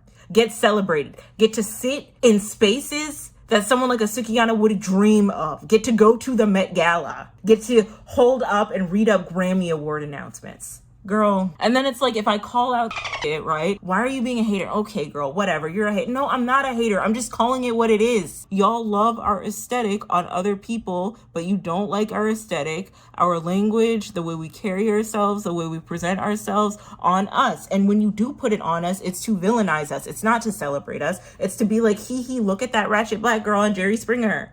Like, that's what it is. Okay, girl? Look at that ratchet black girl on Baddies. Oh, real quickly, because Baddies is another one of them. I want to talk about Baddies real quick. I find it funny that Natalie Nunn, again, a non-black woman, are able to, exploit the aesthetic, the villainized aesthetic of black women on a TV show and put black women in various precarious and dangerous situations for the sake of entertainment and be the main ones to make money off of it while all these black women suffer and go through the trials and tribulations of these shows. Like, do you find that funny too? Do you guys not notice that?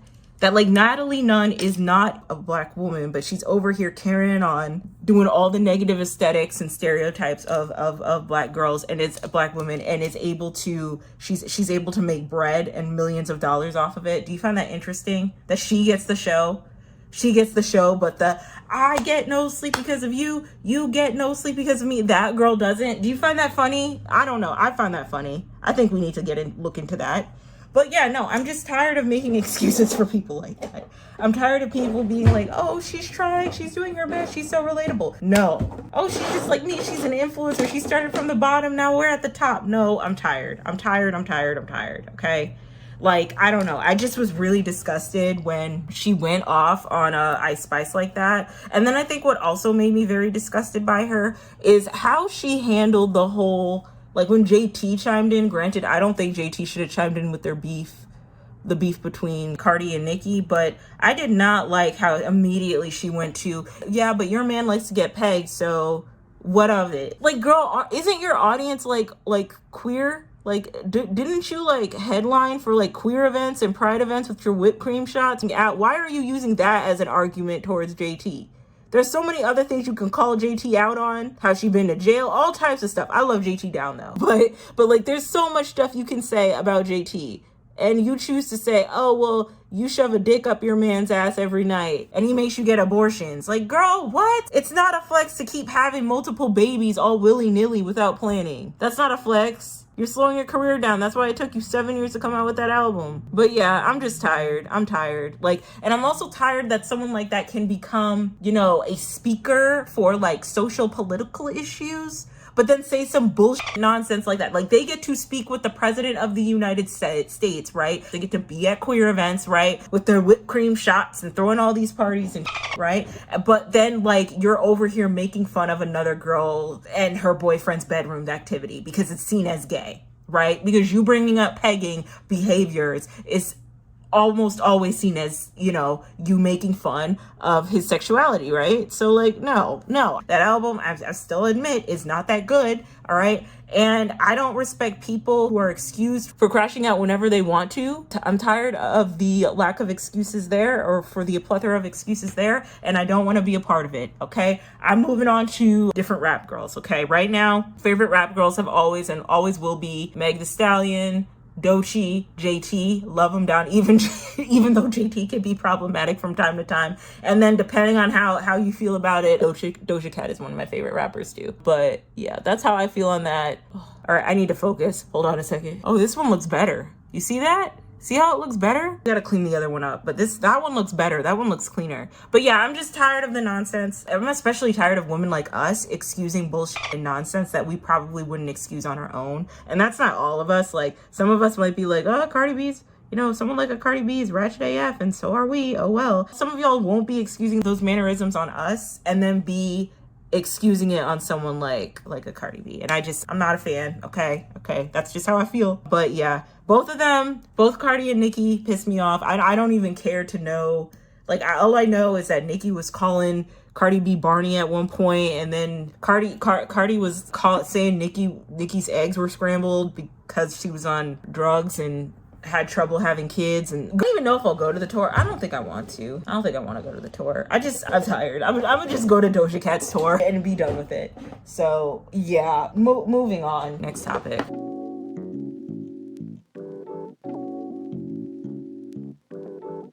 I kind of want to talk about something personal with myself but I know in my last recorded video I did with putting up shower caddies, right? I said that I don't really see myself having kids, let alone getting married.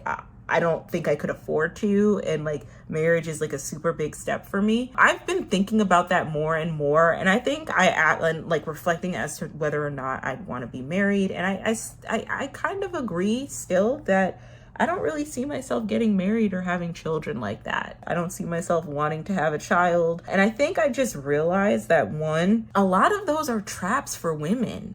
Everyone talks about how, oh, you could trap a man with a baby, but no one talks about how it's a trap for women to sit them down.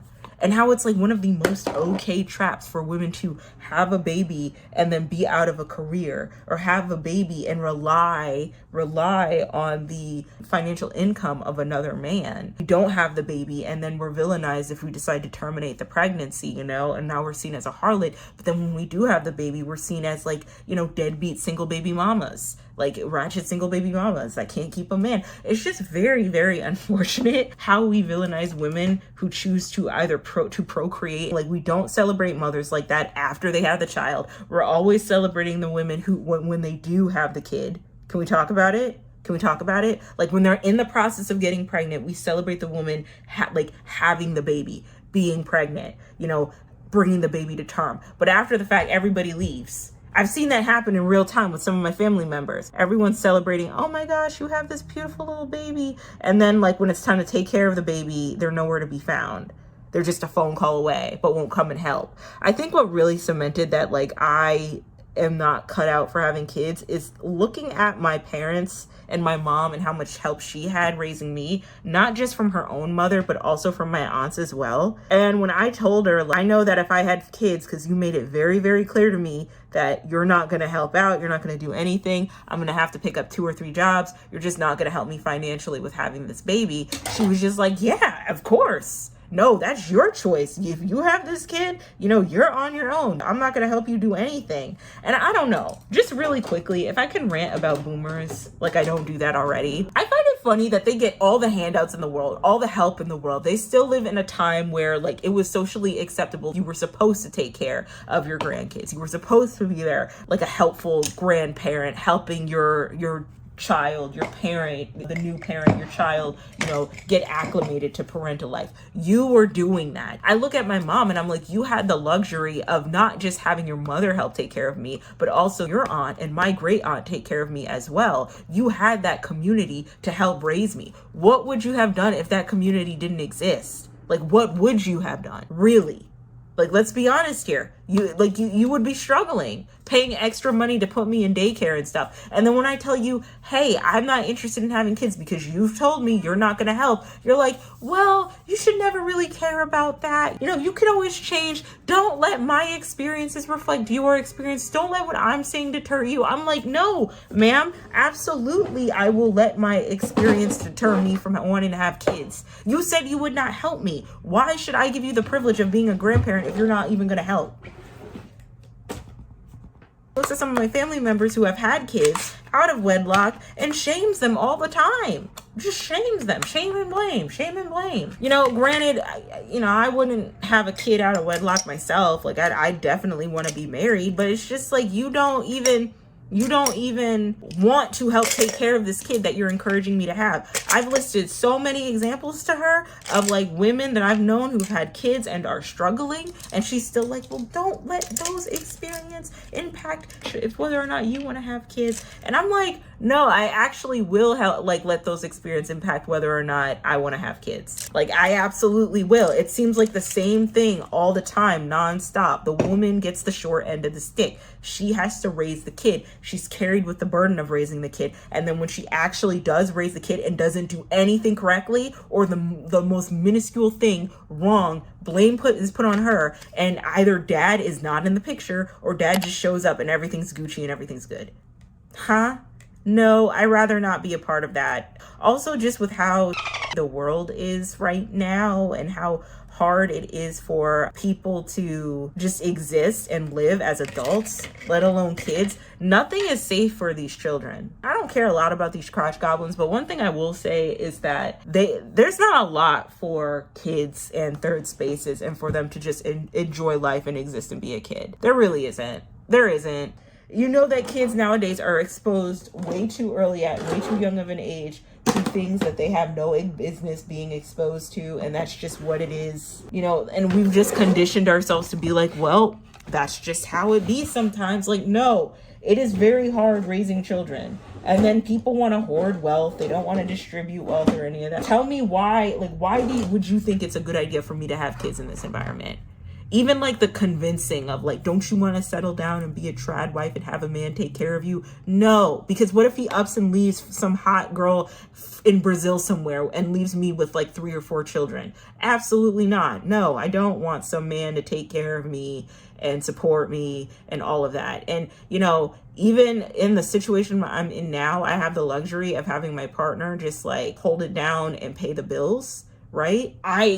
I still would not want that to be my permanent situation having a kid. I never felt comfortable being controlled as a kid. Why would I go right back to that as an adult having a baby? So yeah, no kids for me. And then as far as marriage goes, because it's so interesting, the way I see marriage advertised to women, especially Black women, that it is like the biggest prize ever for you to get married. The best thing you can do as a woman is get married. That's your biggest accomplishments. Not the accolades that you've achieved, not the successes that you've achieved at work, not the critically acclaimed things that you've done in life, not whether or not you the colleges that you went to, the education you pursued, all of the personal achievements you've had, all the projects you've worked on. No, girl. What's always going to be the biggest of the biggest achievements is if you get married. And they be dangling that around. Like, women be on their timelines. I got married. Look at the ring. He's proposing, ladies. He's proposing. To some girls, it's fine. There's some girls, some women, I'm like, you know what? Congratulations, sis. Like, it's a long time coming.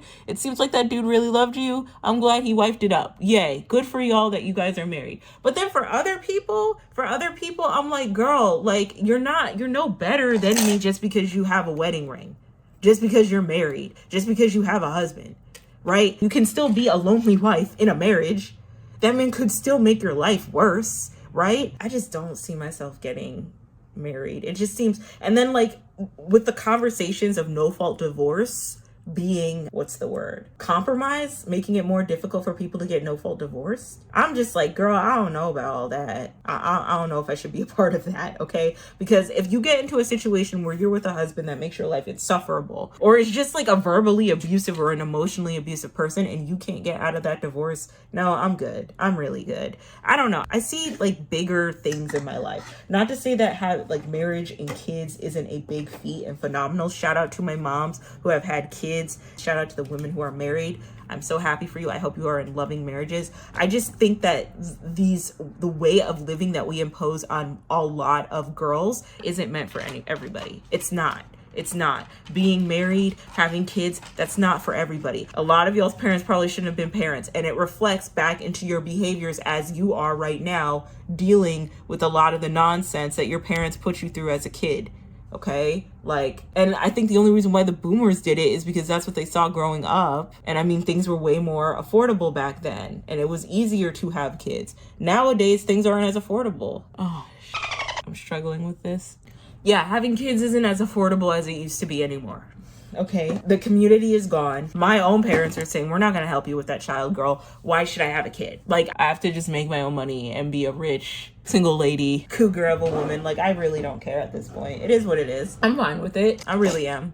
There's just so much I haven't done that I want to do and that I want to accomplish, and having a kid is going to thwart all of the things I am passionate about doing. So yeah, no kids for me, and no marriage. And I know, like, being a black woman and saying that she doesn't want to be married, like, that already just has a whole slew of negative connotations, because like that's the one thing that they dangle in front of us is like, we need to get married and we need to keep black families together and all of that. And it's just like, I'm not going to subject myself to disrespect, abuse, and misogynoir in order to keep a community going. Y'all need to start holding yourselves accountable first before you turn to me and ask me to do anything, okay? We can start talking about keeping the family unit together when we can figure out why there's so many black fathers out in the household, okay? Play in other people's faces, but don't play in mine, all right? Anyway, that's how I feel about that. So, spinster exes coming through. All right, so this is very short, but yeah, I think bot streaming and payola on Spotify is exhausting. Because tell me why I listen to one Taylor Swift song like once and then it's like on my repeat list forever. Tell me why I will listen to one Cardi B song once and then it's on my playlist forever. I listen to a Nicki Minaj song like FTCU just to see what all the hype is about. Why are you on my playlist forever? I hate Spotify bot streaming. It's annoying. I think that streaming needs to regulate the usage of bots, and there needs to be a clear-cut way how to leverage payola where it doesn't get exploitative. Because we see a lot of artists be bigger than they actually are just off of bot streams alone, and not people genuinely liking the music that they're consuming and listening to. So, yeah. All right, so to end things, I'm going to go in with where is it? It's a cool color, but it is Miami Chloe lip liner.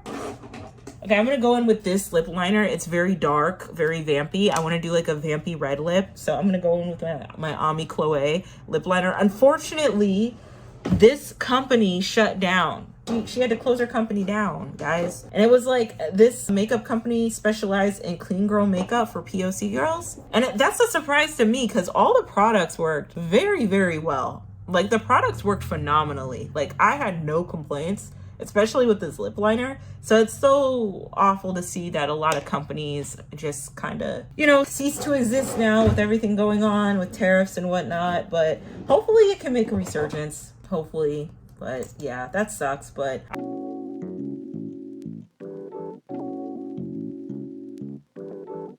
I'm gonna talk about something serious. I'm gonna talk about the kids. I'm gonna talk about the children. And I do not give a about y'all's children. All right, I do not give a about y'all's crotch goblins. I'm not here trying to be a role model for y'all's crotch goblins. I'm not over here trying to be representation for y'all's crotch goblins. I'm not trying to be here to carry the burden for a lot of y'all's crotch goblins. I'm of the belief of that is y'all's responsibility first, okay? Y'all need to be raising your kids properly, not the internet, not their favorite streamers, not their favorite influencers, not their favorite singers, not their favorite artist. Y'all need to sit your kid down and tell them what it is, all right, and raise them. Stop letting the internet raise your kids, okay? And stop looking at other people to be role models. I think the role model conversation, especially when it comes to women, is bullshit. Like, when you're like, well, what about the children? Think about the children. It's inappropriate. And it's like, we never clock these men for all the inappropriate behaviors that they do. Maybe when it comes to like, drill music and whatever, but for the most part, they see their fave streamer out here putting cameras in people's faces unprovoked, and then they try the same thing and wonder why your kid has behavioral issues. And it's like a lot of these dudes, my guy, are not good examples for your kids, okay? They're not positive role models. Just in the same way you want to clock these girls for having their cakes out and having OFs for not being positive role models, a lot of these dudes aren't good role models either. So let's clock that T, okay? Anyway, even though I don't give a shit about these crotch goblins, I really do want to clock how y'all also don't care about these crotch goblins, and I know you don't care about these kids, because tell me why child bride laws are still legal in America. Riddle me this, Batman. Tell me why. Tell me why. Yeah, you can marry your kid off at the tender young age of 14. So another question, where's the Epstein crew for that? Where's the Epstein list crew for some of these states co-signing crazy ass child bride laws? Where are you guys? Because, like, we know Epstein ain't shit. Epstein didn't unalive himself or off himself. And we also know that whatever happened on those islands, I think we need to face that it's not going to come out in the way we want it to, okay? Because neither Trump nor Biden was about to expose all of what was happening there, okay? So with that in mind, why are we making it okay for 14-year-old girls to get married off to grown men? Why is that a thing? I kind of knew that you guys didn't really care about these kids whenever like conversations about like abuse started, and we immediately wanted to start shifting blame on children and minors, especially those that we don't see a lot of sympathy in or that we tend to adultify. I'm thinking like young black boys and young black girls. But I know for a fact that the broad consensus is, because not a lot of people are aware that these child bride laws are still going on and they're legal. Y'all don't care about the kids as much as you think you do, because child bride laws should not be a thing. That should not be happening. A fully grown man should not be able to marry a 14-year-old girl. That should not be I also know you guys don't care about the kids, because when it does come to abuse and boys being abused and groomed and stuff, y'all like to tell them to walk it off, or like, my man, you know, my little man's becoming a man and all that. And I just grow tired. The reason why I don't care about a lot of y'all's crotch goblins is because I know you don't care about your own crotch goblins, but you want to make it the whole world's mission to care about them when it's convenient for you, when you're pushing whatever talking points, viewpoints, whatever opinions or hot spicy takes you have. That's when you refer to us and you're like, don't you care about the kids? Aren't you worried about the well-being of the children? Girl, no, I'm not, because you're not. What about the kids? What about them? What about the girls who are getting married in Michigan as we speak? The 14-year-old girls. What about the Epstein files? What about them? What about your own kid? Do you know what your kid's doing right now? You know what your kid is looking at on their phone right now? Do you know, ma'am? Do you know, my good sir? No, real talk. Do you actually know? Do you know where your children are? Like, queer people are grooming kids. No, they're not. Straight people are. Absolutely. The straightest of straight. What, do you think some gay dude is out here trying to get legally married to a 14-year-old? No, he is not. But do you know who is? Fully grown men trying to get married to minors, young girls. This is a deja vu moment. If you care about these kids, try to figure out third spaces for children on the internet. If you actually care about kids on the internet, that's another thing, okay? Because we see online right now that they are trying to ask for our IDs in the name of like protecting the children and making sure that kids don't get access to like inappropriate, not safe for work content online, or content that is not for their age demographic, right? That's bullshit. They're not trying to collect the data of our IDs and to like age check to see whether or not a kid is old enough to watch certain things. No, they're doing that because they want to get our actual information to put into a vault to try and control us and whatnot, okay? Y'all don't care about these damn kids. They never did. And the more we realize that a lot of these people, these folks out here don't care about these children, I think the more we can make an effort to actively do things to care about kids, okay? I was watching a series about child brides, and there was this one lady who had gotten married at 14 years old to a 28-year-old man. So homeboy wasn't a boy, first of all. Homeboy was a full-grown adult. Frontal lobe had already developed, who should have already developed, although it does take a lot later for men, which I don't understand why, but whatever. I'm not making an excuse for them. And she got married to this 28-year-old man at 14 years old. And this man treated her like garbage, beat her up, assaulted her several times. She tried to get a court ruling against him, like file a case for him. And guess what the attorneys had said? Guess what the court had said? That she couldn't file a case against her abuser, her abusing husband, because she was still a minor in the eyes of the state of Michigan, I guess. She's old enough to get married to a 28-year-old man, but she's too young to file a lawsuit against this 28-year-old man who's abusing her.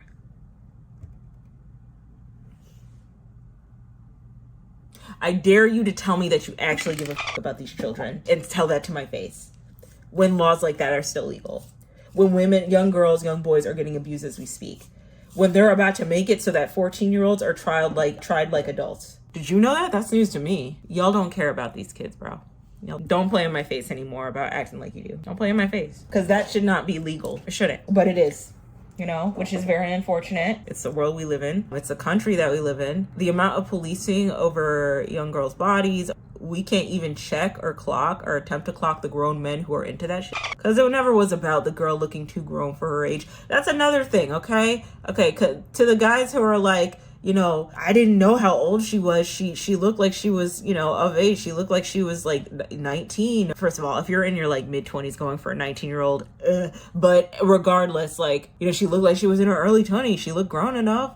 She looked the age. Like, I just don't understand. I don't know what happened. Wrong. You knew exactly what happened. You do understand. And even if she did look older than she actually was, it would have taken you a whole 5 minutes to figure out her real age based off of how she acted. That's not an excuse. That's not an excuse. I grow tired of y'all, and not the people who watch me, just the people who want to keep making excuses after excuses, and those excuses slowly but surely turn into harming and insulting the children that you claim to care about because they were a kid, they did stupid shit, they were at the wrong situation at the wrong time. Very quickly, because I did not cover this at all, and I want to cover this right now while I go get my wig. I'll be right back. Okay, I'm back with good old reliable Frodio wig.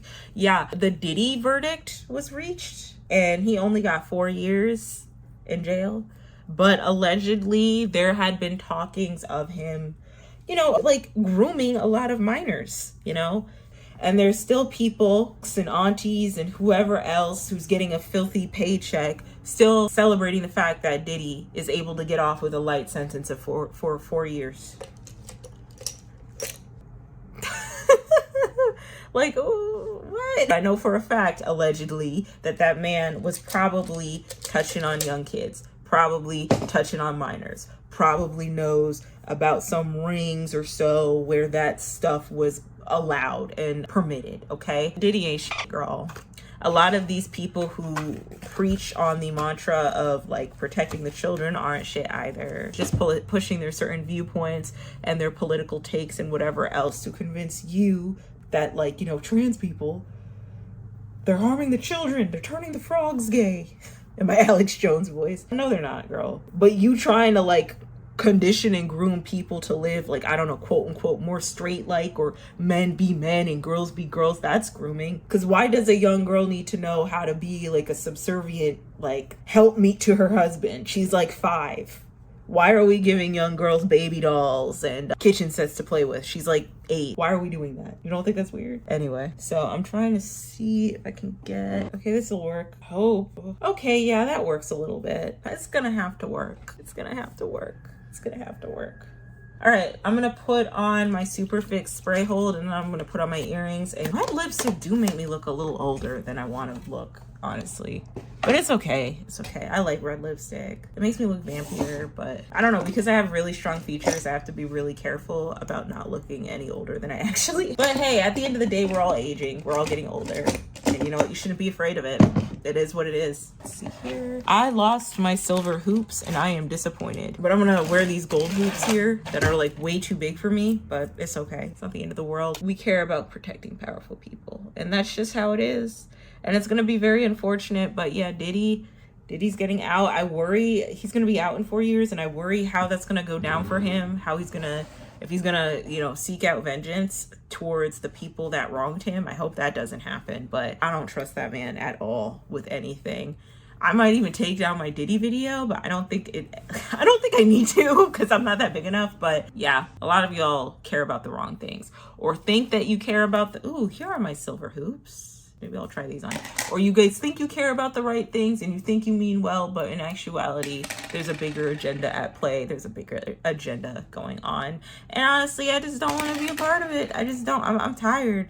That's why I always say I don't care about anybody under the age of like 18. I really don't, and you should not expect me to. Like, I'll talk about like how it's fucked up that some girls under the age of 18, you know, have to, you know, forego abuse or have to deal with like, you know, child marriages and stuff. But like at the same time, I'm really not, any content I put out, I'm really not keeping in mind your 14-year-old daughter that you should be sitting down and raising and telling her what's right from wrong. That should not be my responsibility. That should be yours. But yeah, I guess that's it, guys. That's all I got for Exodus, What's on My Mind. I hope you guys enjoyed it. I hope this was entertaining. I felt like I took a little too much time talking about like natural hair stuff, but I had to get it out because I'm tired of folks scamming us. I'm tired, even if they mean well, they still out here scamming us. So I had to let it out. I had to express my grievances, you know? But outside of that, I hope you guys do have a wonderful